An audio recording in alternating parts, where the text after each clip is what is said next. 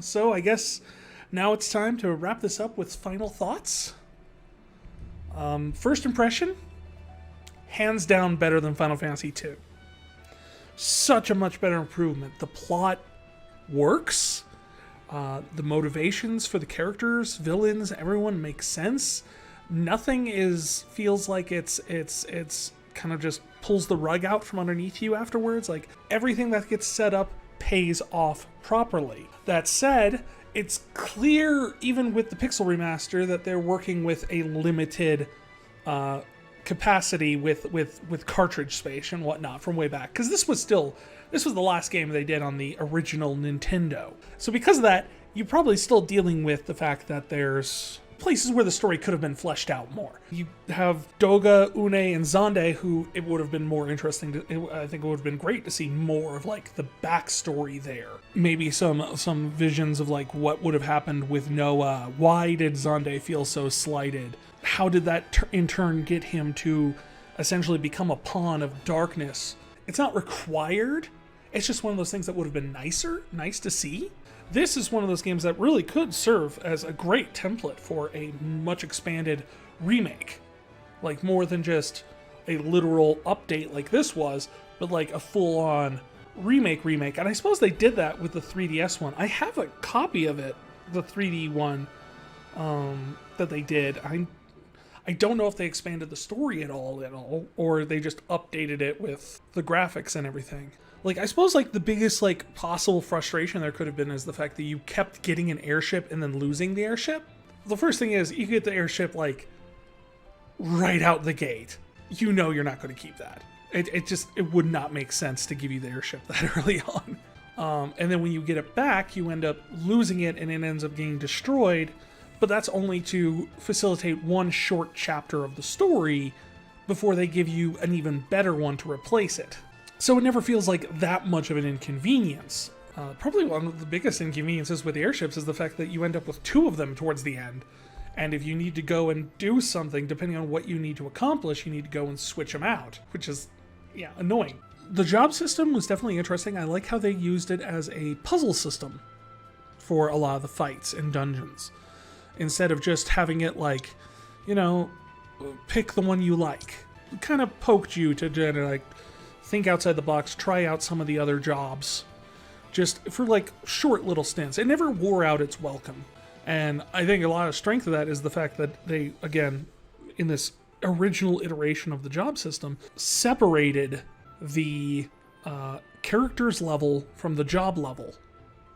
So while the job performs more efficiently with the job level, most of the stats are derived from the character level.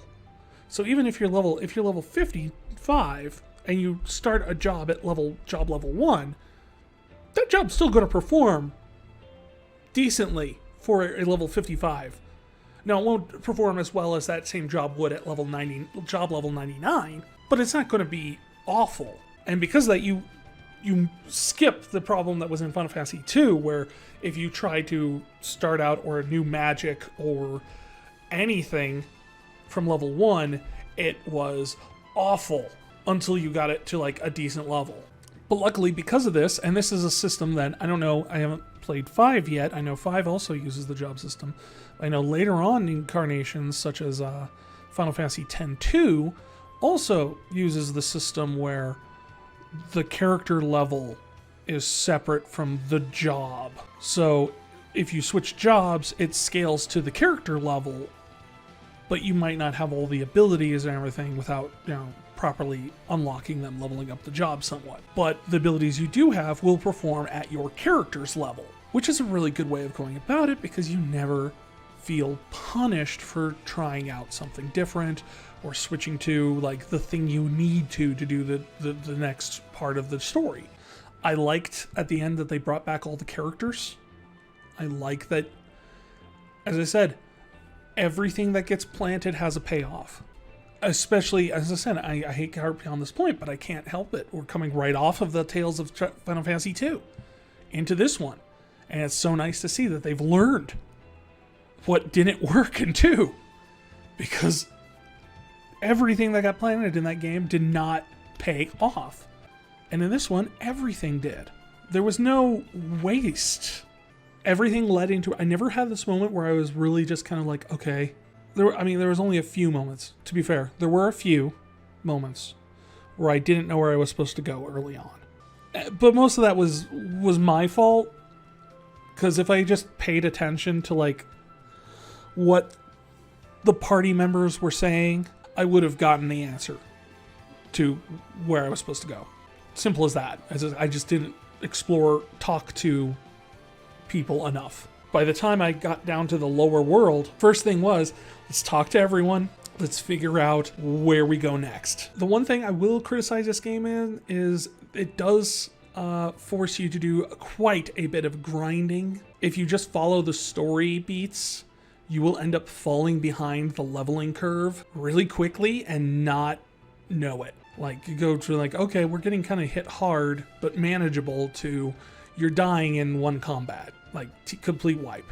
And it'll just do that when you get to like the next area. And it'll be like, okay, well, I guess I was supposed to level up a bunch more in this last area. So there had to be several off-stream grinding sessions. As you said, I jumped from level 35 to level 51 between last session and this one. Why? Because I knew I was going to need to be way higher leveled to get through the final stretch of the game. There hasn't been a Square RPG that didn't require you to be in your 50s, preferably 60s, to get through the end. That leads to the problem of you don't always know where you should grind. Like, I had to look up where a good grinding spot to get pre-final dungeon levels was at. Because quite honestly, like, there's not a lot of obvious indicators, and like, you'll end up hitting places where, like, in that last stretch, like last time, Doga's Grotto probably would have been a very good place for me to grind some.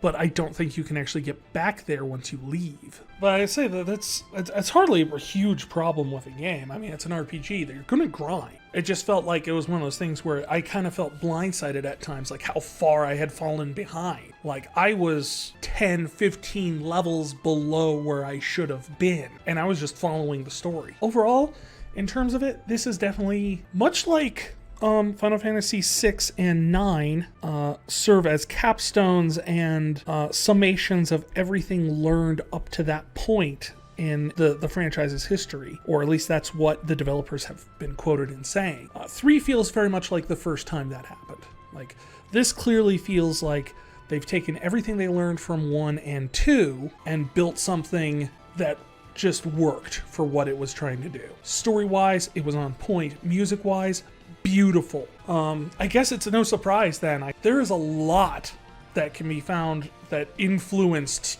Final Fantasy XIV, straight from A Realm Reborn all the way now through Endwalker, can be traced back to inspiration from this game. Like, this is clearly, if not Yoshi P's favorite, then the dev team's favorite entry in the series, because they have taken whole story arcs and themes from this game and turned them into one of the best reviewed MMOs out right now. A lot of that has to do with the very strong story.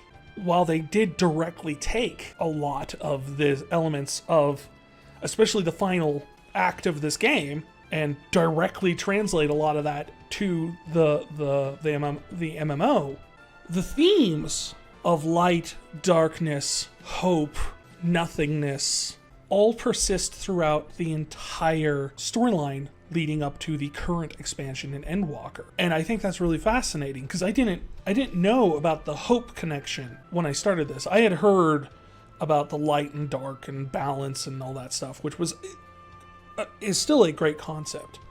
The fact that light and dark, neither is inherently good or evil. The Warriors of Darkness are not the bad guys here. They saved the world from the flood of light, the wrath of light, whatever. I think they called it both things at some point.